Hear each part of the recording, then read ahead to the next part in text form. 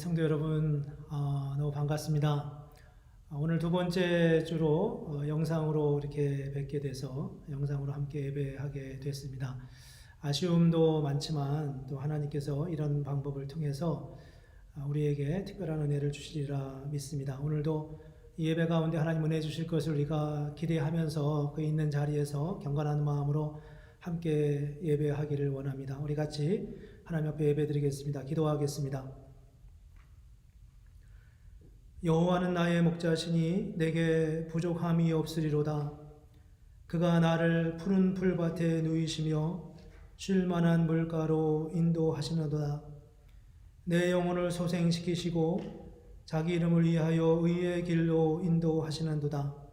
내가 사망의 음침한 골짜기로 다닐지라도 해를 두려워하지 않을 것은 주께서 나와 함께 하심이라. 주의 지팡이와 막대기가 나를 안위하시나이다. 주께서 내 원수의 목전에서 내게 상을 차려주시고 기름을 내 머리에 부으셨으니 내 잔이 넘치나이다. 내 평생의 선하심과 인자하심이 반드시 나를 따르리니 내가 여호와의 집에 영원히 살리로다. 아멘. 거룩하신 하나님, 하나님의 무한한 은혜와 사랑을 감사합니다. 하나님께 영광과 찬송을 올려드립니다. 하나님께서 온 우주를 창조하시고 또 당신의 섭리를 따라 세상을 다스리시는 것을 믿습니다.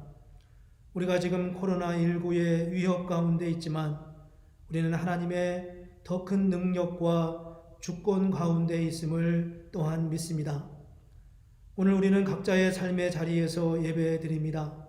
우리의 몸은 비록 떨어져 있지만 우리가 마음으로, 생각으로, 영으로 함께하며 주님 안에서 하나의 믿음 공동체임을 믿으며 예배합니다. 사랑하시는 주님, 저희가 이 시기를 잘 이기게 하시고 주님께서 주시는 지혜와 능력으로 이런 상황을 잘 이기며 두려움 없게 하여 주시옵소서. 모든 염려를 주님께 맡기며 이런 상황 속에서도 주님만을 더욱 바라보는 그런 믿음 가운데 견고히 서게 하여 주시옵소서. 오늘 예배 가운데 함께 하여 주시고 주님의 말씀을 통하여 더욱 격려받으며 새 힘을 얻게 하여 주시고 찬송과 기도 가운데 임재하시는 주님을 만나기를 간절히 원하오며 예수님의 이름으로 기도합니다. 아멘. 우리 찬송가 8장 함께 찬송하겠습니다.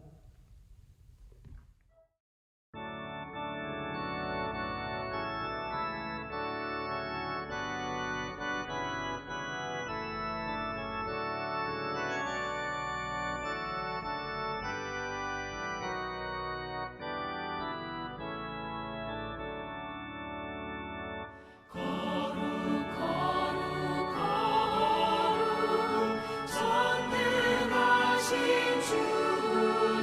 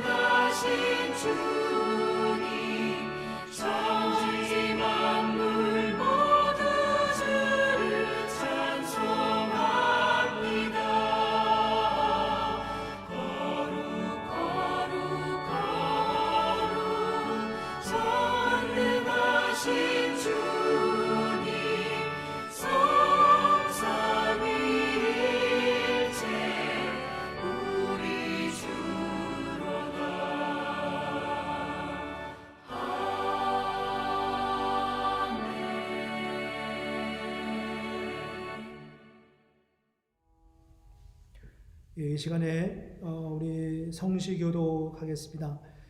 이번 전통 예배를 드리면서 우리가 성시교독을 하는데 여러분 받으신 주보 파일을 보시고 또 찬송가 뒤에 있는 교독문 125번 사순절 두 번째 성시교독문을 우리 함께 교독하겠습니다. 제가 먼저 교독합니다. 하나님이여 사슴이 시냇물을 찾기에 갈급함 같이 내 영혼이 주를 찾기에 갈급하나이다. 내 영혼이 하나님 곧 살아계시는 하나님을 갈망하나니 내가 어느 때에 나아가서 하나님의 얼굴을 배울까? 사람들이 종일 내게 하는 말이 내 하나님이 어디 있느뇨 하오니 내 눈물이 주야로 내 음식이 되었도다. 내 영혼아 내가 어찌하여 낙심하며 어찌하여 내 속에서 불안해하는가.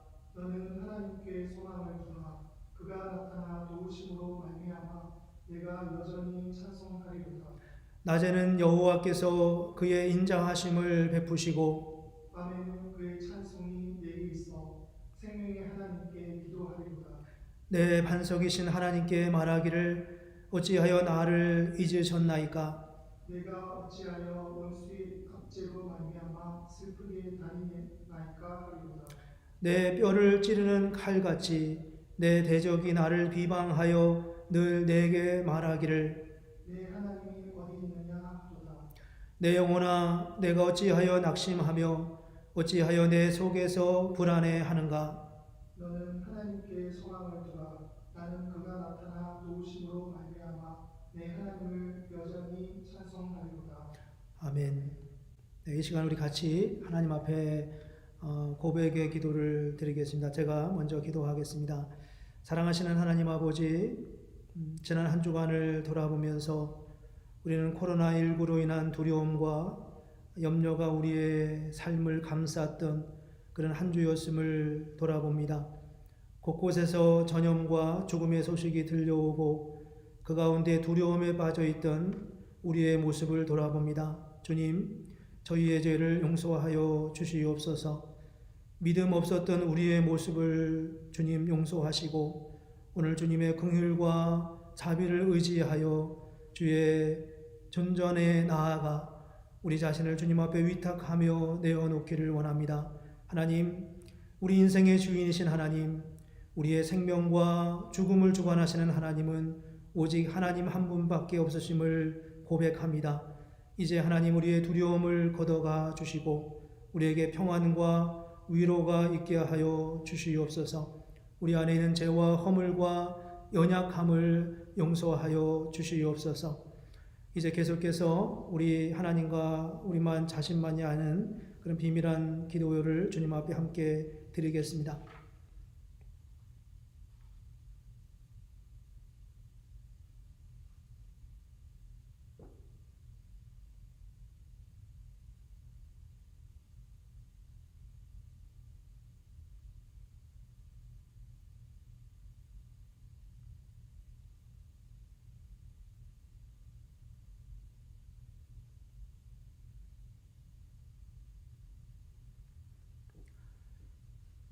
자신의 죄를 고백하는 저와 여러분에게 오늘 하나님께서 이렇게 말씀하십니다.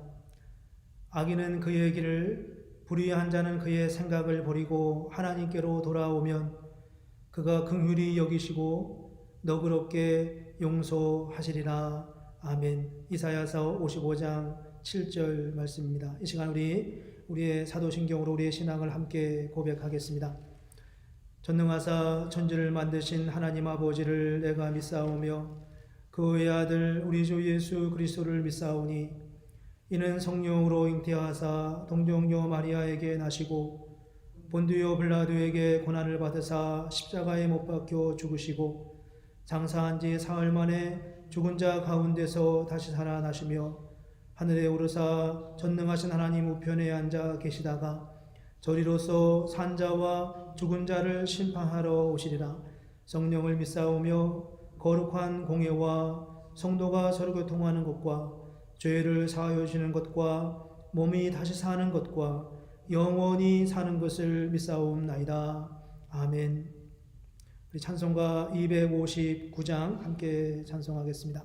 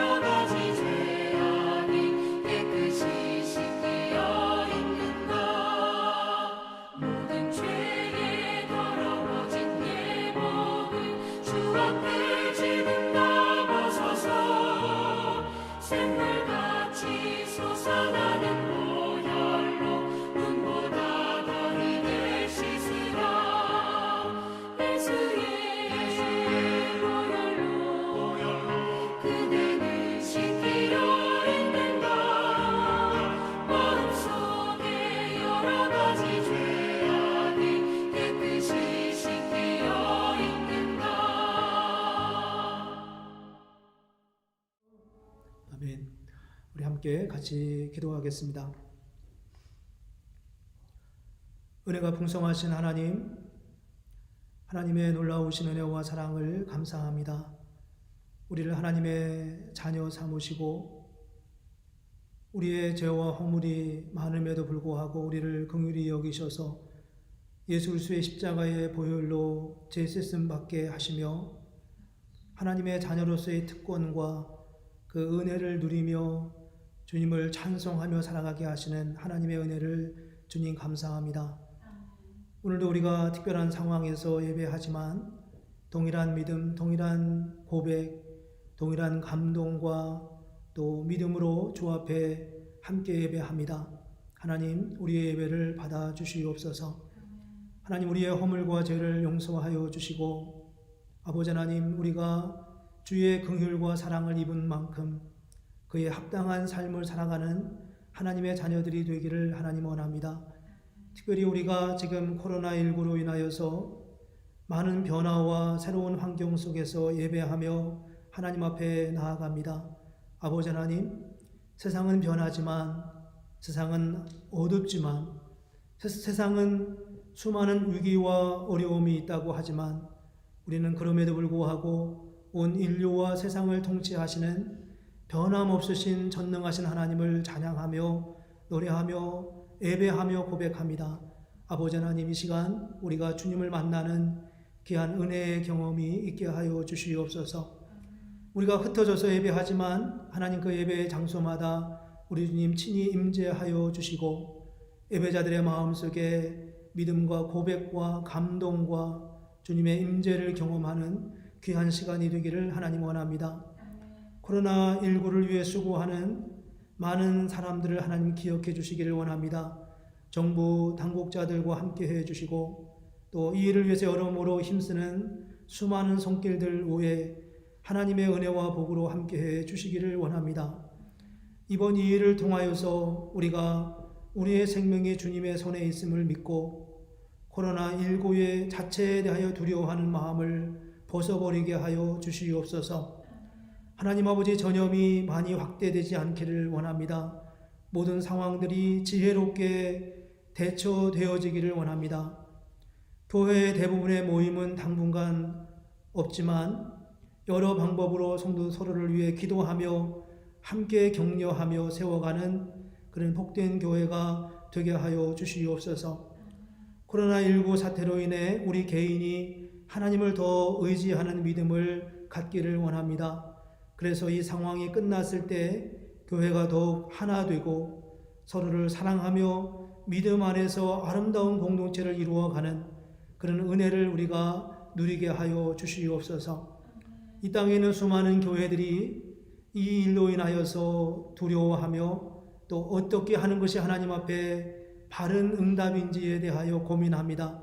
하나님 아버지, 어떤 순간에도 우리 마음에 주님을 향한 열정과 사랑과 믿음의 고백에 있어서 변함없음을 우리가 주 앞에 드러낼 수 있기를 원합니다.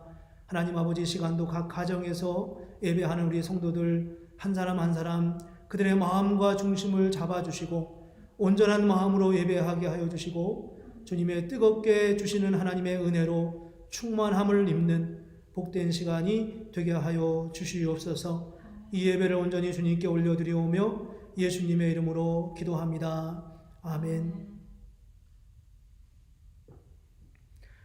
네, 이 시간에 하나님이 오늘 우리에게 주시는 하나님의 말씀을 함께 보겠습니다. 오늘 주시는 말씀은 로마서 8장 12절부터 17절까지입니다. 로마서 8장 12절부터 17절까지 보겠습니다. 오늘 제가 가진 성경은 신약성경 250쪽입니다. 제가 오늘 말씀을 봉독하겠습니다. 그러므로 형제들아, 우리가 빚진 자로되 육신에게 져서 육신대로 살 것이 아니니라. 우리가 육신대로 살면 반드시 죽을 것이로되 영으로서 몸의 행실을 죽이면 살리니 무릇 하나님의 영으로 인도함을 받는 사람은 곧 하나님의 아들이라. 너희는 다시 무서워하는 종의 영을 받지 아니하고 양자의 영을 받았으므로 우리가 아빠, 아버지라고 부르짖느니라. 성령이 친히 우리의 영과 더불어 우리가 하나님의 자녀인 것을 증언하시나니 자녀이면 또한 상속자 곧 하나님의 상속자요 그리스도와 함께한 상속자니 우리가 그와 함께 영광을 받기 위하여 고난도 함께 받아야 할 것이니라. 아멘. 네, 반갑습니다. 두 번째 주에 이어서 두 번째로 우리가 영상으로 함께 예배하면서 얼굴을 직접 대면하고 예배하지 못하지만 예배를 통해 하나님께서 저와 여러분에게 은혜 주시기를 소원합니다. 코로나19로 인해서 많은 변화가 있고 또 그런 변화 속에서 우리가 여러 가지 생각과 또 경험과 느낌들을 가지고 있지만 분명한 것은 우리는 코로나19를 두려워하지 않고 이 속에서도 하나님의 주실 은혜를 소망하면서 우리의 생명이 하나님의 손에 있음을 확신하고 또 확인하고 또 더 믿음 가운데 서는 그런 기회가 되리라고 생각합니다. 지난주에도 영상 예배를 드렸는데 영상 예배를 드리면서 많은 긍정적인 은혜로운 피드백들을 여러 번 받아서 참 마음에 감사했고 또 이 또한 하나님의 은혜다라는 생각을 하게 됐습니다. 가만히 예배를 준비하면서 우리가 초대교회를 돌아갈 수는 없지만 또 초대교회를 경험할 수는 없지만 그 당시에 가정예배가 위주로 드렸고 박해를 받는 많은 성도들이 그렇게 예배하지 않았습니까? 또 우리가 잘 아는 그 카타콤이라고 하는 무덤이라고 하는 이 의미가 카타콤이라고 하는 그 동굴에서 그들이 300년 동안 예배하면서 박해를 피하면서 그렇게 신앙생활을 했는데 간접적으로나마 우리가 그런 경험을 하는 기회가 될 수 있다고 생각합니다. 또 저는 이 코로나 사태를 이 상황을 보면서 이게 그냥 단순히 나쁘거나 우리가 피해가기만 하면 좋았을 만한 그런 일이라기보다는 또 하나님은 이런 상황 속에서도 우리에게 은혜를 주시고 또 함께 하시는 특별한 은혜가 있으리라고 생각합니다. 성도님들과 함께 카톡도 하고 전화도 주고받고 하면서 어떤 분은 이참에 성경 일독을 좀 나는 하려고 한다, 시작했다, 기도해달라 그렇게 요청하는 분도 있었고요. 또 그동안 모였던 소그룹 안에서 서로 격려하고 또 서로 이렇게 안부를 묻는 그런 일들이 계속 이어지는 것을 확인할 수 있었습니다. 모쪼록 우리가 얼마 동안 이런 방법의 예배가 이어질지 모르지만 예배가 다 이런 예배가 끝나고 다시 우리가 본당에 모여서 함께 예배할 때가 될 쯤면 하나님께서 우리에게 주신 특별한 은혜, 감동, 정말 어려운 일인 줄로만 알았는데 그런 상황에서 하나님은 또 이런 은혜도 주시는구나. 그런 고백들이 많아질 거라고 생각합니다. 모쪼록 이런 상황을 지내면서 하나님께서 내게 주신 은혜가 무엇인지를 한번 깊이 생각하고 또 그렇게 은혜를 누리는 은혜를 고백하는 그런 때를 우리가 기대하면서 함께 영상 예배 드렸으면 좋겠습니다. 오늘 우리가 나눌 말씀은 로마서 8장 12절로 17절 말씀인데요. 이 말씀은 우리가 로마서 8장 시리즈 설교의 세 번째 설교입니다. 간단하게 지난 두 번 설교를 아주 짧게 요약을 한다면 8장 1절에 그러므로 이제 그리스도 예수 안에 있는 자에게는 결코 정죄함이 없다 그랬습니다. 그리스도 예수 안에 있는 자에게는 여기서 우리는 하나님의 은혜로만 사는 존재다. 은혜로만 살도록 만들어진 존재다. 그런 말씀을 드렸습니다. 하나님이 아담과 하와를 에덴 동산에 만드시고 지으시고 그 안에 살게 하시면서 모든 먹을 것과 입을 것과 그의 필요를 다 채워주신 거죠. 그 은혜 안에 살게 하셨고 그런 하나님의 의도는 그때나 지금이나 변함없이 동일하다는 겁니다. 그런데 이런 은혜에 대해서 반응하는 인간의 반응이 두 가지 모습으로 나타나는데 그 두 가지 모습을 5절에서 이렇게 설명했습니다. 육신을 따르는 자는 육신의 일을, 영을 따르는 자는 영의 일을 생각한다. 그렇게 표현을 했어요. 육신을 따르는 자는 육신의 생각을, 영을 따르는 자는 영의 일을 생각한다. 육신의 생각은 사망이다. 그렇게 말씀합니다. 영의 생각은 뭐고 육신의 생각은 무엇입니까? 영을 따른다는 것은 무엇일까요? 영을 따른다는 것은 바로 하나님께서 우리를 은혜로 살게 하셨잖아요. 은혜로 살게 하셨다는 것은 우리의 필요를 하나님이 다 채워주셨다는 거예요. 아담과 하와가 에덴 동산에서 살아가면서 그의 필요를 다 하나님이 채워주신 것처럼 말이죠. 그래서 우리는 하나님의 주권을 믿는다고 말합니다. 하나님의 역사를 믿는다고 말합니다. 하나님의 우리의 삶의 자리에서 우리가 무엇인가를 열심히 하기 전에 그분이 먼저 일하시는 거죠. 그래서 우리는 이 사실을 잘 기억했으면 좋겠는데요. 하나님은 나를 통해 나를 위해서 그리고 나와 함께 일하실 것을 믿고 사는 사람, 이게 바로 영을 따르는 사람의 모습입니다. 하나님은 나를 통해 나를 위해 그리고 나와 함께 일하신다는 거예요. 하나님이 나에게 그렇게 관심을 가지고 있는 거죠. 그게 하나님의 은혜 아니겠습니까? 근데 이걸 이제 우리가 물론 좀 쉽게 하나님은 우리가 예수 믿는 사람은 공짜를 원해 이렇게 흔히 생각하는데 사실 이 고백은 그렇게 간단한 고백은 아닙니다. 지난주에 우리가 다윗에 대한 말씀을 좀 나누었잖아요. 다윗은 정말 하나님을 이렇게 믿었던 사람이었습니다. 다윗은 정말 하나님이 자신의 삶을 전적으로 주관하시고 함께 하시는 내 생명은 하나님의 손에 있다. 이렇게 믿었던 사람이잖아요. 그래서 이제 그가 그렇게 정말 아름다운 삶을 살았는데 그 믿음의 고백이 그의 삶 속에 어떻게 나타나는지를 지난주에 우리가 보았어요. 그게 뭐였냐 하면 사울이 그 다윗을 죽이려고 그렇게 쫓아다님에도 불구하고 다윗은 사울을 자기를 그렇게 죽이려고 하는 사람을 다윗이 오히려 죽일 수 있는 기회가 많았는데 그러지 않았다는 거죠. 그러지 않을 수 있었던 이유가 뭐였냐 하면 하나님의 손에 내 생명이 있다고 하는 것을 믿었기 때문이라는 겁니다.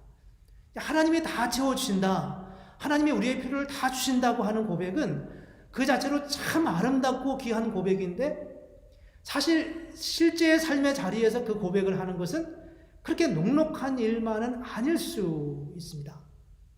그러면서 우리는 이제 다윗의 고백과 다윗의 삶을 우리가 새롭게 보게 됩니다. 그러면 그 반대쪽 사이드는 어떤 거냐는 겁니다. 그 반대쪽 사이드. 여기서 말하는 대로 영을 따르는 사람은 다윗이었는데 그러면 육신을 따르는 사람의 모습은 어떤 것입니까?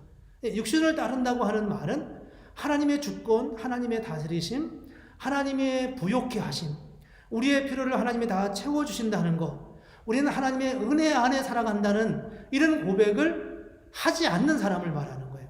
육신적인 세상적인 원리로 살아가는 거죠. 그 대표적인 예로 우리가 바벨탑 사건을 보았습니다. 자기 아이디어로 사는 거죠.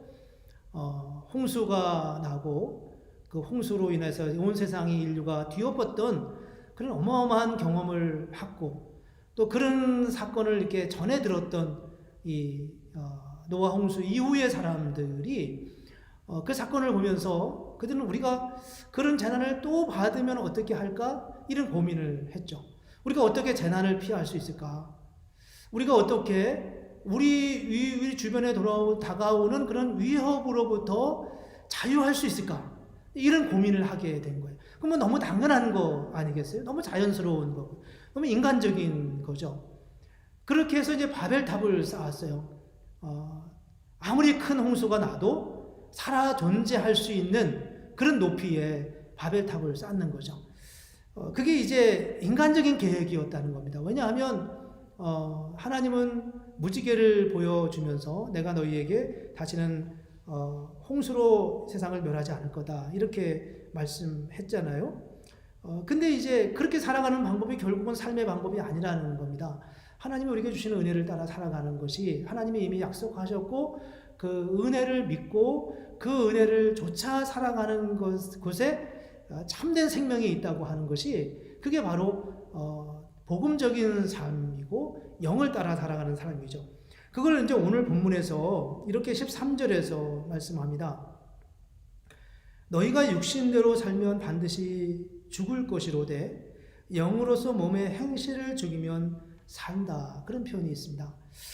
너희가 육신대로 살면 반드시 죽을 것이로되 육신대로 살면 육신의 원리대로 살면 세상의 원리대로 살면 하나님의 은혜를 거부하면 하나님이 우리에게 모든 것을 채워주신다고 하는 그런 고백과 그런 감격과 그런 신뢰를 잃어버리고 내가 어떻게 하든지 열심히 살아서 뭐 재난도 막아보고 위기도 막아보고 뭔가 좀 부유해지게 내 노력으로 살아보겠다 이렇게 살아가는 우리의 인간적 시도 그런 인간적 의지 이렇게 살아가면 반드시 죽을 것이로 이렇게 표현하고 있다.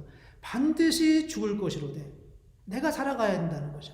내가 열심히 살아가는 것이 하는 이런 의도가 좀 오해할 수도 있겠는데 물론 우리는 열심히 살아야 돼요. 열심히 살아야 되지만 오늘 본문 속에서 말씀하는 이런 인간적 하나님의 어떤 주권과 하나님의 은혜를 거부하는 그런 사고는 결국 우리는 승리할 수 없다고 성경은 말씀하고 있습니다.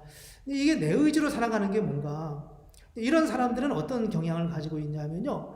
항상 어떤 피해의식이 있어요. 피해의식. 이 바벨탑 사건이 그런 거 아니겠습니까? 바벨탑 사건이 뭐예요? 홍수가 났습니다. 홍수를 일으킨 장본인은 하나님이라고 생각하는 거예요. 그리고 그 홍수로부터 우리가 또 한 번 일어나는 홍수로부터 우리가 이제 우리 생존을 위해서 일해야 된다는 거죠. 이때 하나님은 그들에게 가해자가 되는 겁니다. 즉 사람들은 늘 피해의식 속에 쌓아져 있어요. 늘 상대방은 우리가 극복해야 할 존재로만 인식이 되는 거죠. 다른 사람은 늘 우리가 경쟁해야 하고 싸워야 할 대상일 뿐입니다. 심지어는 하나님조차도 우리에게 그렇게 고백이 들 수밖에 없는 게 바로 육신을 따라 사는 사람들의 삶의 모습입니다. 이런 사람들이 가지고 있는 삶의 모습 중에 하나는 운명론적인 생각이고 또 운명에 끌려가는 사람들입니다. 나를 이렇게 만든 존재가 누구인가? 그런 생각을 우리는 하죠. 모든 사람들은 다 상처를 받고 또 아픔이 있기도 합니다. 부정적인 경험이 우리에게 있어요. 그래서 우리는 그런 부정적 경험이 우리를 끊임없이 아프게 하고 우리의 생각과 우리의 관점을 그렇게 바꿔가 버립니다. 어떤 피해의식이 있어요. 우리가 가지고 있는 이 피해의식의 근원이 어디에 있는가 보면은 이 바벨탑 사건에서 우리는 그 근원을 찾을 수가 있습니다. 하나님을 가해자로 인식하는 그런 상황에서부터 우리는 하나님이 우리에게 주시는 그런 어떤 은혜와 긍휼과 하나님의 사랑을 전혀 생각할 수가 없는 거죠. 우리는 성경적으로 봤을 때 우리가 인간적 논리, 육신을 따라 살아가는 것은 뭐 조금의 여지도 없어요. 하나님의 은혜를 누릴 수 있는 조금의 여지도 없다는 것을 알게 됩니다. 근데 그런 모습이 우리에게 나타나는 여러 증상들이 있는데 그 중에 하나가 바로 피해의식이에요. 항상 우리는 누군가에게 침해, 피해, 가해를 받는다고 생각하는 거죠. 내 친구는 나의 경쟁자이고 나의 클래스메이트는 나와 같은 분야에서 경쟁해야만 하는 대상이고요. 이런 생각들 어느 누구도 심지어는 하나님조차도 나에게 선한 일을 주는 분이 아니라 우리의 가해를 입힐 수 있는 언제든지 우리가 그분의 뜻에 합당하지 않으면 심판하시는 어떤 그런 존재로 우리 안에 각인되어 있을 때가 참 많이 있습니다. 모든 것을 그렇게 보려고 하는 것입니다. 모든 인간은 다 이런 상처와 경험이 우리에게 있죠. 우리가 예수를 믿음에도 불구하고 여전히 우리 안에 이런 생각들이 잔상으로 남아있는 경우를 우리가 볼 수 있습니다. 성경 속에서도 이런 고백들을 이런 느낌들을 우리가 볼 수 있는데 그 중에 하나가 저는 그 10계명 중에 두 번째 계명이 있지 않습니까? 우상을 섬기지 말라. 그러면서 이어서 이렇게 말씀합니다. 너희가 하나님을 사랑하고 여호와를 사랑하고 그의 말씀, 그의 계명을 순종하면 내가 영원히 너희 후손과 함께 할 거지만 여호와의 말씀에 순종하지 않으면 그 죄를 3, 4대에 이르게 한다. 이렇게 말씀합니다.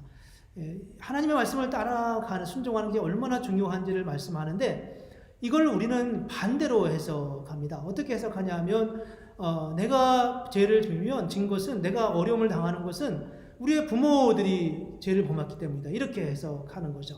이런 어떤 생각들이 다 우리 안에 이런 육신을 따라 살아가는 육신적인 세상적인 원리 속에서 하나님을 생각하고 어떤 우리의 신앙에 있어서의 어떤 그 합당한 그런 믿음의 반응을 보이지 못할 때가 참 많이 있습니다. 그렇다면 오늘 본문은 우리에게 하나님의 은혜를 어떻게 우리가 누리고 그 은혜의 자리로 나아가야 되는지에 대해서 12절에서 이렇게 말씀합니다. 12절에 보면 그러므로 형제들아 우리가 빚진 자로 돼 육신에게 져서 육신대로 살 것이 아니라 이런 말씀이 있습니다. 그러므로 우리가 빚진 자로 돼 빚을 졌다 이런 표현이 있어요. 근데 이 표현이 굉장히 참 저는 이번에 말씀을 준비하면서 마음의 감동이 있었습니다. 빚지다라고 하는 표현입니다. 여러분 세상에서 빚을 진 자는 빚을 갚아야 하는 사람입니다. 그는 굉장히 채무로 인하여서 부담을 굉장히 많이 가지고 있는 사람이죠. 근데 성경에서 말하는 빚진 자는 채무를 가진 자라는 의미도 물론 있지만 빚의 탕감을 받은 자라는 의미가 더 강하죠. 이미 일단 빚의 탕감을 받았습니다. 탕감해 준 분에게 이제 또 다른 빚을 우리가 졌다는 의미에서 빚진 자이긴 하지만 이 빚진 자는 우리가 일상적으로 말하는 그런 빚진 자와는 조금 다른 뉘앙스를 갖게 됩니다. 무슨 빚을 졌나요? 그것은 바로 은혜의 빚을 졌습니다. 처음 우리가 하나님의 은혜로 우리가 아담과 하와가 에덴 동산의 그 은혜를 누렸던 것처럼 하나님은 우리의 죄의 빚을 다 걷어가시고 우리로 하여금 예수 그리스도에게 은혜의 빚을 진 자로 우리를 삼으셨다는 거예요. 우리가 빚진 자로 돼 그게 바로 그런 의미입니다. 하나님의 용서, 하나님의 긍휼이 이 안에 담겨져 있습니다. 여러분 그런 표현을 하시지 않습니까? 나는 부모님에게 정말 은혜의 빚을 졌어 이렇게 말하는 거예요. 여러분이 공부하면서 학교 다니면서 어떤 분들 가끔 이야기를 들어보면 자기는 정말 공부하기 싫었는데 정말 좋은 선생님을 만나서 자기 삶에 새로운 전환점이 있었고 그리고 열심히 공부하게 된다. 그래서 내가 오늘의 내가 됐다. 이런 고백을 할 때가 있습니다. 이게 은혜의 빚이죠. 은혜의 빚입니다. 그 빚은 뭐 갚으라고 요구를 하는 게 아니라 정말 거저받은 은혜였습니다. 그리고 그런 빚을 진 사람은 자기 마음속에 빚진 자라고 하는 자기 정체성이 있어요. 나는 빚진 자야. 그러는 거죠. 나는 빚을 진 자야. 그래서 그 빚진 자라고 하는 그 자기 정체성이 그의 삶의 모든 방향을 다 이끌고 가고 있습니다. 그의 삶의 방향과 삶의 자세와 마음의 태도와 모든 것을 다 그 빚진 자라고 하는 생각이 그의 삶을 지배하고 있는 거죠. 운명론적으로 살아가는 사람들, 또 육신을 따라 살아가는 사람들과는 전혀 개념이 틀리고 전혀 삶의 출발점 자체가 다른데 바로 이런 삶의 변화, 삶의 근본적인 변화는 바로 예수 그리스도의 복음이 우리에게 가져다 준다는 겁니다. 여러분 이런 빚진 자의 개념, 빚진 자의 마음을 가지고 있는 사람에게는 어떤 삶의 변화가 있을 거라고 생각합니까? 가만히 생각하면서 세 가지 점을 찾았어요. 첫째는 감사였습니다. 항상 감사하는 거예요. 그렇지 않겠습니까? 감사할 수밖에 없잖아요. 이런 빚을 진 사람은, 세상의 빚을 진 사람은 그 뭐 마음의 부담이 얼마나 크겠어요. 그러나 은혜의 빚을 진 사람은 그 감사와 감격이 뭐 피해 갈 수가 없을 것입니다. 그게 바로 오늘 이 사도 바울이 오늘 본문에서 말하고 있는 빚진 자입니다. 그러므로 형제들아 우리가 빚진 자다. 빚진 자다. 그래서 우리는 육신에게 져서 육신대로 살 것이 아니다 라고 말씀하고 있습니다. 우리는 세상의 원리를 따라 살아간 사람이 아니다. 왜? 우리는 은혜의 빚을 진 자이기 때문에. 다시 원점으로 돌아가잖아요. 창세기 1장, 2장, 3장에 하나님이 아담과 하와를 만드시고 거저 주신 에덴 동산을 주신 그 은혜, 아브라함을 부르시고 아브라함의 생애를 통해서 100세의 아들을 낳게 하시는 그 거저 주시는 은혜, 다윗을 부르시면서 다윗은 8형제, 7형제의 막내였고 어쩌면 자기 아버지가 굉장히 자기 어머니와 아버지가 복잡한 인간관계, 가족관계 속에 태어난 이 다윗이 이스라엘의 왕이 된다고 하는 이 놀라운 약속을 받으면서 거저 주신 은혜, 나는 자격이 없음에도 주신 그 은혜를 바라보면서 살아가는 그 다윗의 삶의 모습, 그게 바로 감사였다는 겁니다. 이 은혜와 감사는 뗄 수 없는 관계 아니겠습니까? 그래서 지금 사도 바울은 오늘 성경을 통해서 우리가 어떤 존재인가? 우리가 바로 그런 은혜로 인하여 존재하는, 은혜로 인하여 구원받은 하나님의 사람들이며, 그런 사람에게 나타나는 아주 당연한 삶의 고백이 바로 감사라는 거예요. 그리고 이어지는 두 번째 삶의 모습은 바로 목적의식입니다. 목적의식, 목표의식이라고 말할 수도 있을 것 같고요. 이 은혜의 빚을 진 사람은 어떻게 살겠어요? 빚을 갚는 일에 살지 않겠습니까? 내가 이런 은혜를 졌는데, 이런 은혜의 빚을 졌는데, 내가 정말 그 은혜에 어긋나지 않는 삶을 살아야 되겠다. 이런 이야기를 우리가 하는 걸 종종 듣는데, 학교 선생님에게 은혜를 줬어요. 그래서 내가 새 삶을 살았습니다. 부모님이 힘들고 어려운 삶 속에서 아주 힘들게 살면서 나를 키웠어요.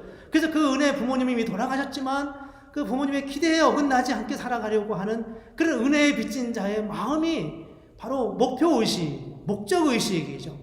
나만을 위해 살아가는 게 아니라 그분의 영광을 위해서, 하나님이 우리를 위해서 당신의 아들을 내주시고 우리를 구원하셨다라고 하는 이 고백을 했을 때, 이 고백이 우리에게 가져다주는 그 은혜가 얼마나 컸고 얼마나 분명한 목적의식을 갖지 않을 수가 없음을 우리가 알게 됩니다. 세 번째 또 하나 우리가 간단하게 본다면 그건 바로 사랑하는 겁니다. 사랑. 이 받은 사랑이 많은데 우리가 어떻게 사랑하지 않을 수 있겠어요? 내가 받은 사랑이 많은데 어떻게 우리가 다른 사람을 돕지 않을 수가 있겠어요? 그게 우리가 거저받은 은혜, 우리는 은혜로 사는 겁니다. 우리는 우리가 노력해 사는 게 아닙니다. 라고 하는 것을 우리는 공짜로 생각하는데, 사실은 그 고백을 우리가 온전하게 하게 되면 우리는 정말 어마어마한 삶의 은혜와 능력을 그 속에서 얻고 누리게 된다는 것입니다. 오늘 본문은 이런 말씀과 더불어서 우리에게 구체적으로 우리에게 일어나는 세 가지 변화를 말씀하고 있는데, 이렇게 말, 첫째는 하나님의 아들이 된다라는 말씀입니다. 14절과 15절에 보면은 이렇게 말씀했어요. 무릇 하나님의 영으로 인도함을 받는 사람은 곧 하나님의 아들이라. 너희는 다시 무서워하는 종의 영을 받지 아니하고 양자의 영을 받았으므로 우리가 아빠 아버지라고 부르시느니라. 하나님의 아들이라고 말씀했어요. 신분의 변화입니다. 신분의 변화입니다. 하나님의 아들이 되는 거예요. 우리가 하나님의 신하가 된다 이렇게 말할 때는 그건 취소될 수 있어요. 뭐 영의정이 되고 뭐 총리가 되더라도 너 마음에 안 들어 그러면 그만둬야 되잖아요. 근데 아들은 그렇지 않은 겁니다. 한번 맺어진 아들은 변할 수 없는 거예요. 어떤 상황에서도 우리가 하나님의 아들로서의 신분의 변화를 가져옵니다. 왕의 아들이 되면 나중에 뭐가 되는 겁니까? 왕이 되는 거잖아요. 이게 바로 신분의 변화입니다. 두 번째는, 우리 신분의 변화가 있었다면 두 번째는 하나님을 아빠 아버지라고 부른다 그랬어요. 옛날 번역은 아바 아버지 했는데, 사실 아바는 그 아버지의 애칭이거든요. 애칭이기 때문에 우리식으로 말하면 그냥 아빠가 맞는 거예요. 아빠가. 아빠 아버지. 하나님을 아빠라고 부르는 거죠. 실질적으로 우리가 신앙생활을 하면서 저도 가끔 잊어버려 잘 못하지만 가끔 생각이 날 때마다 이렇게 불러보곤 하는데, 저는 뭐 아버지에게도 아빠라고 불러본 경험이 없어서 하나님을 아빠라고 부르는 게 쉽지는 않죠. 그렇지만 하나님을 아빠 이렇게 부를 때 그 느낌은 정말 다릅니다. 그런 아빠라고 우리가 하나님을 부를 때 하나님은 우리 안에 다가오셔서 우리의 삶을 그 과정 속에서 치유하시고 또 회복하시는 것을 경험할 수 있습니다. 하나님의 은혜가 얼마나 놀라운지, 우리 안에 원망도 있고 또 상처도 있고 또 비교의식도 있고 또 내가 원하는 것만큼 내가 성공하지 못했거나 내가 원하는 내 모습이 아니거나 내가 옛날에는 정말 이렇게 살고 싶었는데 그런 삶의 자리에 이르지 못한 그런 우리의 모습을, 자신의 모습을 보면서 우리도 모르는 사이에 상처도 있고 아픔도 있고 또 원망도 있을 수 있습니다. 그런데 우리가 하나님과의 관계 속에서 이렇게 기도하면서 하나님을 아빠 이렇게 불러보세요. 한번 실제로 오늘부터 어색하더라도 한번 이렇게 기도해 보시면 좋겠습니다. 정말 하나님이 우리에게 다가오시는 것을 느낄 수가 있습니다. 저 멀리 계시던 하나님이 갑자기 우리에게 다가오셔서 마치 우리를 당신의 가슴에 꼭 끌어안아 주는 것 같은 그런 느낌을 우리가 하나님을 이렇게 부를 때 느끼게 됩니다. 하나님이 예수님께서 우리에게 이렇게 말씀하셨어요. 아빠, 아버지라 부르게 하셨느니라. 그렇게 우리가 하나님을 부를 때 하나님 우리에게 뭐라고 말씀하십니까? 그래, 내가 네 아빠야. 우리에게 무슨 생각이 들겠어요? 그래, 하나님 우리 아빠인데, 하나님 우리 아빠인데 내가 두려울 게 뭐가 있어? 이런 생각, 이런 마음을 하나님이 우리에게 주시지 않겠습니까? 그게 바로 우리가 하나님 앞에 아빠라고 부를 때 경험할 수 있는 특별한 은혜입니다. 우리가 하나님의 자녀로서 신분의 변화를 했어요. 호적을 고쳤어요. 그냥 호적을 고쳤다 하더라도 우리가 실제로 우리 아버지가 사실은 아닌데 왕이 나를 불러서 왕의 아들로 삼았다면 우리가 그 왕을 아버지라고 불러야 되지 않겠어요? 아빠라고 불러야 되지 않겠어요? 실제 아빠라고 부르는 과정 속에서 우리는 그 왕을 정말 내 아버지로 인식하게 되고, 그러면서 왕으로서의, 왕의 아들로서의 어떤 자부심과 그리고 어떤 두려움 없는 그런 마음을 우리가 갖게 되는 거죠. 하나님이 주셨던 은혜를 우리가 지식으로만 아는 게 아니라 그런 실제 우리의 삶 속에 우리 안에 내면에 있는 그런 인간적인 육신을 따라 살아가는 그런 사고방식이 실질적으로 우리 안에서 깨어져야 되는데, 그 깨어지는 과정은 바로 하나님과의 이런 아주 밀접한 관계 안에서 하나님을 아빠라고 부를 정도로 그렇게 하나님과의 깊은 관계 안에서 누리게 되는, 변화를 경험하게 되는 그런 역사라는 겁니다. 그런 면에서 성경 속에, 신약 성경 속에 아빠, 아버지라는 표현이 딱 3번 나오는데 이 말씀의 의미는 정말 귀하고 특별한 의미라고 여겨집니다. 꼭 그렇게 하나님 앞에 기도할 수 있기를 제가 부탁합니다. 3번째 오늘 본문에서 주시는 말씀은 우리가 상속자가 된다는 겁니다. 상속자가 된다는 거. 상속자가 된다는 건 유산을 물려받는다는 건데, 유산을 물려받는다는 것의 의미를 조금 더 확장하면 그 상속된 유산과 기업일 수도 있고, 그게 가정일 수도 있고, 그게 어떤 걸 유업으로 이어받든지 그 유업으로 이어받는 것을 관리하고 통치하고 또 다스린다고 하는 의미가 있습니다. 리더십을 만들어가는 거죠. 하나님이 우리를 상속자로 만들 때 그 상속자가 된다는 것은 하나님이 우리에게 맡겨진 일들을 잘 감당할 수 있도록 만드신다는 거예요. 열매를 맺게 하는 거죠. 모든 사람들을 잘 살게, 부요해지게, 풍성하게 만들어지는 겁니다.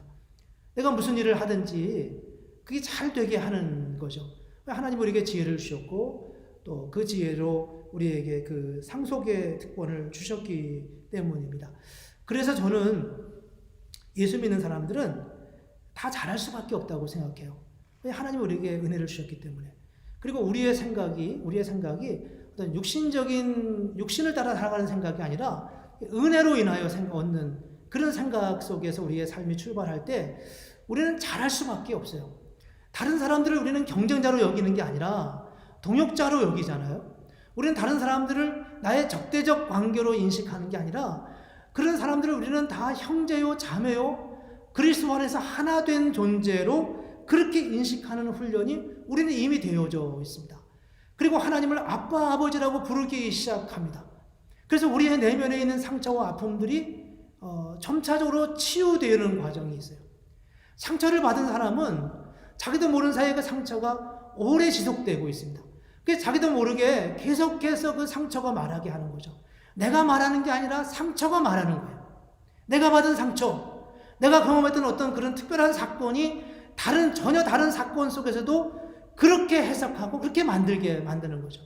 그런데 우리가 예수 그리스도 안에서 하나님을 아빠라고 부르며 그분을 정말 우리의 아버지로 인식해 가면서 세월이 지나고 믿음 안에서 하나님의 은혜를 누려갈 때 우리도 모르는 사이에 우리의 인성과 우리의 인격과 우리의 생각의 근저에 깔려있는 아주 기본적인 생각에서부터 우리의 변화를 가져오게 되고 우리는 그를 통해서 우리가 무엇을 하든지 어떤 삶의 자리에 있든지 간에 우리는 하나님의 선한 역사를 이루어갈 수밖에 없음을 부정할 수가 없습니다. 그래서 오늘 이 말씀을 우리가 이제 마무리하면서 저는 무슨 말씀을 마무리할까 이런 생각이 들었어요. 근데 오늘 말씀은 이렇게만 저는 말씀드리고 있습니다. 이 사실을 정말 액면 그대로 받아들이기를 힘쓰라고 했으면 좋겠습니다. 정말 우리는 은혜로 사는 존재입니다. 하나님이 우리의 모든 필요를 채워주셨습니다. 하나님은 우리를 당신의 아들이라고 우리의 신분을 바꾸어 주셨습니다. 하나님은 우리로 하여금 하나님께 아빠, 아버지라고 부르라고 말씀하셨습니다. 호적만 바꾼 게 아니라 신분만 바꾼 게 아니라 실제로 우리는 그분을 아버지라고 아빠라고 부르도록 만드셨다는 거죠. 정말 이 사실을 믿고 받아들이면서 오늘부터 기도하면서 하나님을 아빠라고 불러보십시오. 하나님은 우리에게 상속자로 우리를 삼으셨습니다. 우리에게 통치권을 허락해 주셨습니다. 하나님은 우리에게 여러 가지 우리의 삶의 일터를 맡겨주셨습니다. 구역을 섬기도록 맡겨주실 수도 있고요. 또 여러 우리 가정을 섬기도록 맡겨주는 것도 있고요. 회사에서 일터에서 우리에게 맡겨주신 그런 일들도 있습니다. 그렇지만 그 모든 일들을 우리는 이전과는 전혀 다른 영을 따라 살아가는 하나님의 은혜에 근거한 하나님이 우리에게 모든 것을 넉넉하게 해주시고 부욕해 하시고 잘되게 하셨고 풍성하게 하셨다고 하는 이 하나님의 분명한 약속을 붙들고 우리의 아버지 되시는 우리 아빠 되시는 그 하나님을 의지하고 살아간다면 우리가 무슨 변화가 두렵겠어요? 무엇이 염려가 되겠습니까? 변화되지 않을 수 없는 선한 역사를 이루어가지 않을 수 없는 그런 존재요 그런 운명을 가진 사람이 되지 않겠습니까? 오늘 이 말씀을 우리가 함께 보면서 모쪼록 저와 여러분 속에 하나님의 은혜 정말 그래 우리는 하나님의 은혜로 사는 사람이야. 정말 나는 자격이 없지만 하나님이 다 주셨어. 내가 이전의 세월 속에서 가졌던 상처와 아픔들 물론 있지만 그런 상처가 나로 하여금 동일한 상황에 또 더 처하게 되면 나도 모르게 옛날에 그런 부정적 반응이 일어나긴 하지만 그래 내가 오늘 이 시간만큼은 다시 하나님을 내가 아버지로 하나님이 나에게 모든 것을 채워주시고 부욕케 하셨다고 하는 이 분명한 사실을 다시 붙들고 내가 이 한 주간은 이 사실을 믿고 살아가겠다. 그렇게 생각하면서 그 믿음의 고백을 잃지 않고 살아가는 그런 믿음의 역사, 그런 은혜를 누리는 복된 삶이 되기를 주님의 이름으로 축복합니다. 우리 이 시간 같이 함께 기도하겠습니다. 제가 기도하겠습니다. 거룩하신 하나님, 하나님의 은혜를 감사합니다. 우리를 하나님의 자녀 삼으시고 우리로 하여금 하나님을 아빠 아버지라 부르게 하시고 하나님의 상속자 삼으셔서 우리로 하여금 그 은혜로 살게 하시는 하나님의 부욕케 하시는 은총을 주님 감사합니다. 하나님 아버지 이제부터 우리가 하나님을 아빠라고 부르기를 원합니다. 그렇게 부를 때마다 우리 안에 내면에 있는 아픔과 상처가 치유되게 하여 주시고 하나님 그렇게 부를 때마다 정말 하나님이 나의 아버지임을 나의 아빠임을 그렇게 고백하며 그렇게 경험하며 또 그 고백과 그 경험 속에서 우리 내면에 치유와 회복의 은혜가 일어나게 하여 주시옵소서. 그래서 하나님 아버지 우리의 삶이 바뀌어지기를 원합니다. 우리 삶 속에 더 풍성해지고 부욕케 하시는 하나님의 은혜, 하나님의 능력, 하나님의 풍성케 하시는 은총을 누리게 하여 주시옵소서. 예수님의 이름으로 기도합니다. 아멘. 네, 바뀌어진 순서에 따라서 광고 말씀을 드리겠습니다. 특별한 광고는 없고 우리가 이제 코로나19에 대한 광고가 이제 주된 광고가 될 것 같습니다. 우리가 뜻하지 않은 상황 속에서 코로나19 상황으로 인해서 많은 변화가 있는데 모쪼록 우리 성도님들 그 있는 자리에서 건강 주의하시고 가능한 먼 거리 이동하지 않고 또 사람 많은 곳에 가능한 피하셔서 예기치 않은 일들이 생기지 않도록 많이 힘써 주시면 좋겠습니다. 또 성도님들 중에는 나는 죽는 거 두렵지 않아 이러면서 아무데나 혹시 또 가실 분들이 있을까 싶은 생각도 들고 제가 듣기에는 또 밀레니엄 세대라고 하는 아주 젊은 친구들은 이때가 여행하는 찬스다 이러면서 아주 여행도 열심히 다닌다고 그러더라고요. 그런데 그렇게 과용하는 것은 하나님 앞에 옳지 않다고 생각합니다. 나의 자신의 믿음의 고백도 물론 중요하지만 공동체를 위해서 또 하나님의 영광을 위해서 또 우리 이웃을 위해서 많이 자제하고 또 함께 할 수 있으면 좋겠습니다. 이메일로도 알려드렸지만 우리가 이제 그 코로나19 상황에 따라서 조금씩 우리도 바깥 정부에서 하는 정책과 그 방향을 함께 가려고 생각하고 있습니다. 우리가 지난주와 이번 주일 오늘까지 영상 예배를 드리고 다음 주부터는 와서 이제 예배 드릴 사람 드리려고 했는데 지금 우리 버지니아 시책이 다음 주까지 그 다음 27일까지 퍼블릭 스쿨이 지금 쉬는 거로 되어 있어서 우리 교회도 그거에 맞춰서 일단 다음 주 한 주 더 22일 예배도 오늘과 같은 영상 예배로 준비하려고 합니다. 29일과 4월 5일은 지금 현재 계획으로는 교회당에 와서 예배 드리실 분들은 드리고 또 영상 예배를 참여하실 분들은 그렇게 하도록 되어 있는데 확실한 건 그때 가서 또 우리가 상황을 보면서 결정하도록 하겠습니다. 더불어서 이제 우리가 지금 성가대도 물론 당연히 우리가 할 수 없는 상황이고요. 또 헌금도 우리가 할 수 없는 상황인데 헌금 어떻게 하냐고 질문하는 분들도 여러분 계시고 또 헌금에 대한 안내가 필요할 것 같아서 말씀을 드립니다. 지금 교회당에 교회 현관에 헌금함을 준비해 놓았습니다. 만약에 평소에 이렇게 오셔서 헌금을 하셔도 되겠고요.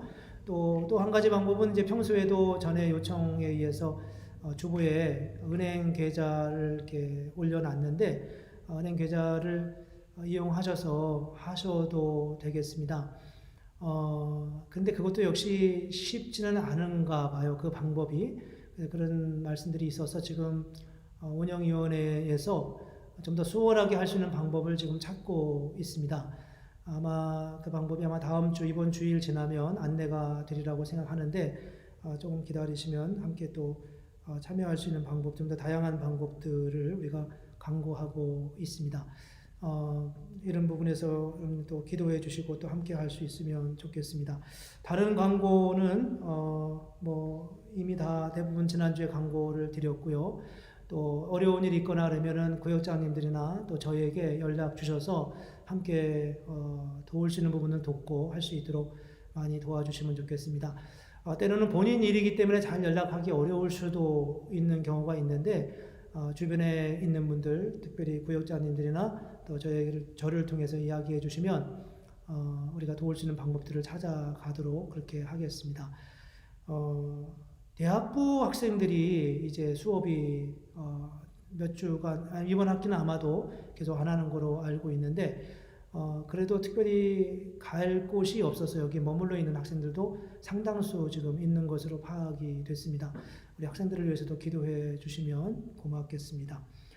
네, 그러면 이 시간에 우리 찬송가 220장 함께 찬송하면서 헌금하는 시간을 갖고 계속해서 예배를 진행하겠습니다. 220장입니다.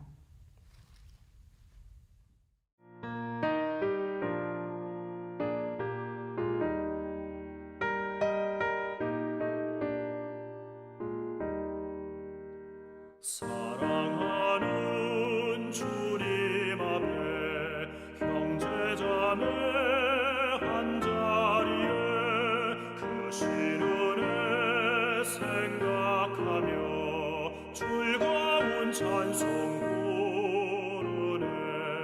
내 주 예수 본을 받아 모든 사랑 내 몸같이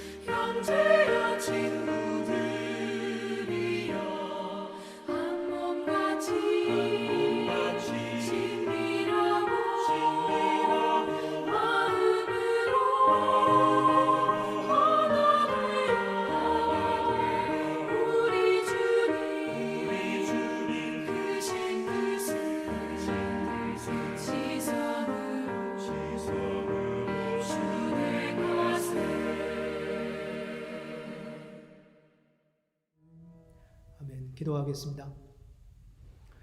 거룩하신 하나님, 하나님의 은혜를 감사합니다. 오늘도 우리가 주님 앞에 어려운 상황 속에서도 예배하게 하여 주시고 하나님이 우리를 얼마나 사랑하시는지, 하나님의 은혜가 얼마나 위대한지, 그리고 또 은혜 위에 사랑하는 것이 얼마나 귀한 일인지 오늘 우리가 말씀 속에서 함께 나누게 하시니 주님 감사합니다. 아버지 하나님, 주의 보시는 은혜, 주님의 그 사랑, 그 넓으신 은총을 감사하며 오늘도 우리가 주님 앞에 우리의 믿음의 고백으로 11조와 감사 헌금과 그리고 또 선교 헌금과 주일 헌금으로 주님 앞에 예물을 드립니다. 하나님 아버지, 드린 손길과 그 가정과 일터 위에 하나님의 은혜를 베풀어 주시기를 원합니다.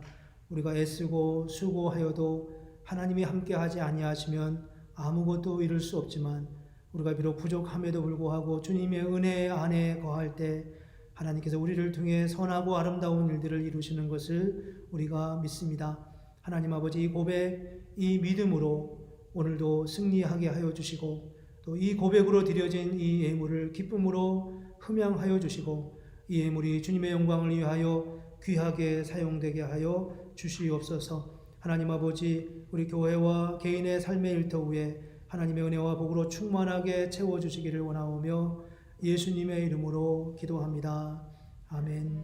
제가 축도함으로 오늘 예배를 마치겠습니다. 지금은 우리 주 예수 그리스도의 은혜와 하나님 아버지의 크고 놀라우신 사랑과 성령의 인도하시고 함께 하시고 위로하시고 깨닫게 하시고 또 격려하시는 역사가 오늘 은혜 위에서 영을 따라 살기를 원하는 하나님의 모든 백성들, 주의 자녀들, 예배자들을 위해 지금부터 영원토록 함께 하시기를 간절히 축원하옵나이다. 아멘. 네, 감사합니다. 오늘 예배 함께 하신 분들 감사드리고요. 예배 드리시고 또 나중에 지난번에도 여러분들이 피드백을 주셨는데 여러분 드렸던 불편했던 거 혹은 좋았던 부분들 함께 나눠주시면 또 다음 주에 드리는데 참조하도록 하겠습니다. 여러분 있는 자리에서 한 주간 승리하시고 또 건강하시고 또 늘 가능한 자주 우리가 서로 소통할 수 있으면 좋겠습니다. 네, 감사합니다. 복된 하루 되세요.